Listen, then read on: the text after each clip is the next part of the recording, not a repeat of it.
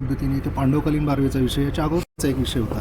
एकूणच वक्फ बोर्डाच्या जागेसंदर्भात संपूर्ण राज्यात खरं तर हा महत्त्वाचा प्रश्न आहे. आज तुम्ही कशा पद्धतीने याकडे पाहताय आणि आज आपण इथे कशा पद्धतीने कारवाई करण्याचे आदेश दिले? मंचर येथील बारवचा हा विषय प्रमोदजी मांडखेडले यांनी माझ्याकडे आणून दिला होता. तेव्हापासून आम्ही जिल्हाधिकाऱ्यांकडे याचा पाठपुरावा करतो आहे. सगळे पुरावे हे सांगतायत की ही हिंदूंची बारव आहे, पांडवकालीन बारव आहे. इथे गोमुख आहे, पाणी वाहण्याचं ठिकाण आहे. इथे शिलालेख आहे, त्याचं भाषांतर करून पुरावे सबमिट केलेले आहेत. ही संपूर्ण जागा ही हिंदूंची मालमत्ता असतानासुद्धा या ठिकाणी रोज उठून नवीन बांधकामं होतात. जिथे मजार नव्हती तिथे मजार आली, त्याला खोली नव्हती ती खोली आली, त्याच्या आजूबाजूला राहायला म्हणून नव्याने खोल्या बांधून तिथे लोकं राहायला आली. थडगी नव्हती ती नव्याने थडगी सदृश एक तिथे पांढऱ्या रंगाचे दगडचं एक आरेखन केलेलं आहे की जसं काही ह्याच्या खाली कोणातरी पुरलं आहे.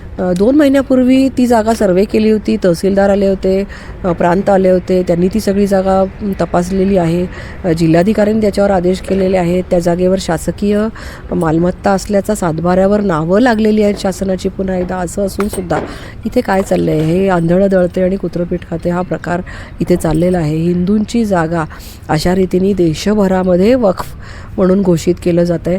आपण बघितलं असेल की ज्यावेळेला स्वातंत्र्य मिळालं आपल्या देशाला तेव्हा फक्त 35,000 वक्फ प्रॉपर्टी होत्या आणि आता 10 लाखापेक्षा जास्त प्रॉपर्टीज या वक्फ म्हणून घोषित झालेल्या आहेत. 40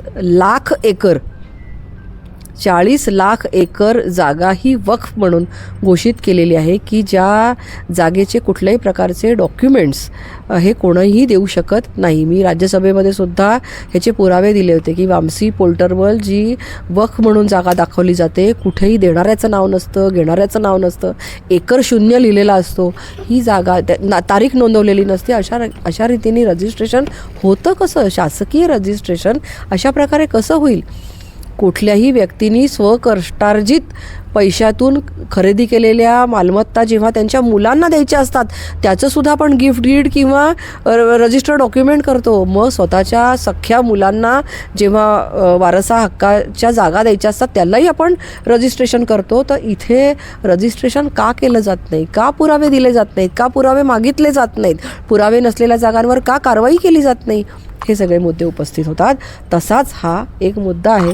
आता या ठिकाणी आम्ही 8 दिवसाची मुदत दिलेली आहे, नाहीतर हिंदू धर्मीय कार सेवा करतील आणि आपली हक्काची जागा पुन्हा मिळवतील.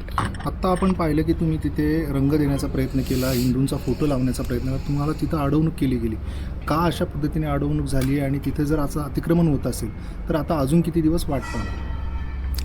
हाच प्रश्न माझा प्रशासनाला आहे की जर का ते न विचारता मजार बांधतात, न विचारता भिंत बांधतात, न विचारता रंग लावतात, त्याला न विचारता बोर्ड लावतात, त्याला कोणी अडवत नाही. मग मी तिथे ओम लिहू इच्छित होते, मला का अडवताय?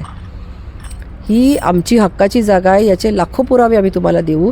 आम्हाला तिथे ओम लिहायचं आहे, आम्हाला मात्र बंदी. आणि न विचारता ते मात्र काहीही करतायत. रोज उठून तिथे नमाज पडतायत आणि त्यांचा तर कायदाच आहे, ज्या ठिकाणी आम्ही एकदा नमाज पडला की ती जागा आमची हक्काची झाली. माझा प्रशासनाला इशारा आहे. त्यांनी आता मला 8 दिवसात आम्ही ही कारवाई करू असं सांगितलेलं आहे. 8 दिवसात ही कारवाई त्यांनी करावी. कायदा आणि सुव्यवस्था बिघडण्याची चिन्ह आहेत. एकूणच जर परिस्थिती बिघडली नाही, ही अशी धमकी कोणी कोणाला देऊ नये. कायदा सुव्यवस्था मुसलमानांमुळे बिघडते. ज्यावेळेला आमचे हिंदूंचे सण असतात, गणपती उत्सव असतो आणि गणपतीचं मिरवणूक चालू असते तेव्हा हे दगडफेक करणार. कायदा व्यवस्था बिघडवणारा हिंदू कधीच नाही आहे. हिंदूंनी कधीही कुठल्याही देशावर अतिक्रमण करून आम्ही आक्रमणकारी नाही हे इतिहासाने सिद्ध केलेलं आहे. आम्ही कोणाच्याही जागा बळकावत नाही, कोणालाही त्रास देत नाही, कोणालाही कंपल्सरी धर्मपरिवर्तन करायला लावत नाही. हिंदू हा सहिष्णू आहे, पण आमच्या सहिष्णुतेचा अंत त्यांनी पाहू नये. शिवनेरीवर जे भाषण केलं त्याच्यामध्ये तुम्ही हिंदूंकडूनच खरेदी करावी आणि लोकांना ओळखायला शिका असा इशारावजा सल्ला दिलेला.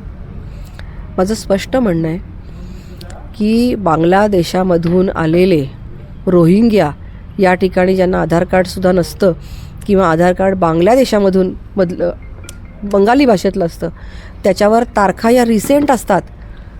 आम्ही जर का आधार कार्ड लगेचच किती वर्ष झाली आपण आधार कार्ड काढून आपल्या मुलांचा जन्म झाल्या आपण त्या तान्ह्या बाळाचं आधार कार्ड काढतो. यांची रिसेंट आधार कार्ड आली कुठून? हे बाहेरून आलेले लोक आहेत. हे फळांना इंजेक्शन देत आहेत. आज हल्ली सगळी फळं गोड कशी काय लागायला लागली बरं? एकही फळ कमी गोड कसं नाही? सॅक्रिनचं इंजेक्शन देत आहेत, हॉर्मोनल चेंजेसची इंजेक्शन देत आहेत. आपल्या हिंदूंना अनेक वेगळ्या प्रकारचे विकार व्हायला लागलेत अचानकपणे. हे कशामुळे होतं आहे याची माहिती घेण्याची आवश्यकता आहे, सतर्क राहण्याची आवश्यकता आहे. मनसरमध्ये हा सतर्कतेचा इशारा प्रत्येक हिंदूला दिला पाहिजे. मनसरमध्येच इथे खोमेनींचे पोस्टर लागलेले आहेत समर्थनार्थ काझीपुऱ्यामध्ये वगैरे. ज्यावेळी युद्ध बाहेर चालू आहे त्यावेळेस खोमेनींच्या बाबतीत पुणे मुंबईनंतर इथे ग्रामीण भागामध्ये सुद्धा खोमेनींचे पोस्टर पाहिले. खोमेनी गेल्यानंतर इराणमधल्या महिलांनी आनंदोत्सव साजरा केला.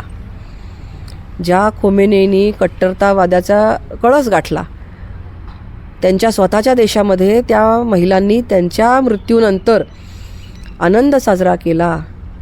आपल्या लोकांना कधी कळणार?